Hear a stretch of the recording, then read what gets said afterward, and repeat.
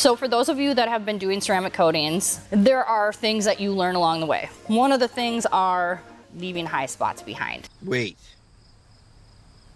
What do you mean? But what it can look like is pretty much it's a dark hue on the paint, or it kind of looks like a little bit of an oil smear when you pull it outside, or on cloudy days, it definitely pops out, and then either you or your customer will try and wipe it off, and it doesn't wipe off. Stay calm! The process after that is bringing it back in, polishing that spot down, redoing the panel. If it's right after you do the ceramic coating, there are certain steps that you can take depending on what ceramic coating it is. Sometimes it's easy as grabbing a topper spray and wiping over the high spot, and it'll just kind of start to break away. And then other times, like I said, you have to, in certain cases, you might have to wet sand it. Use the surge of fear and adrenaline to sharpen your decision making. That sounds a little extreme. It's usually not like that, but it can happen. To prevent against all those backward steps, all I want to suggest to you is getting a white poster board. You can get this at a drugstore, a grocery store, Target,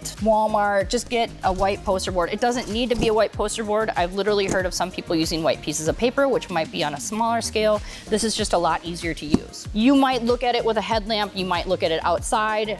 You might look at it under the lights in your shop, and you might not see this high spot until you put the white poster board reflecting up onto the paint, and you'll be able to see a dark hue. So if you catch this soon enough, you'll be able to just wipe it right off. If this trick doesn't work and it's already past the time of where you can just easily wipe it off, I would just reach out to your ceramic coating representative or somebody else that might have experience with the ceramic coating that you're using, get some advice from them. Sometimes sales representatives are super busy helping a whole bunch of other people. Yeah, there's just different outlets that you can choose to figure out the issue. That was a little too much.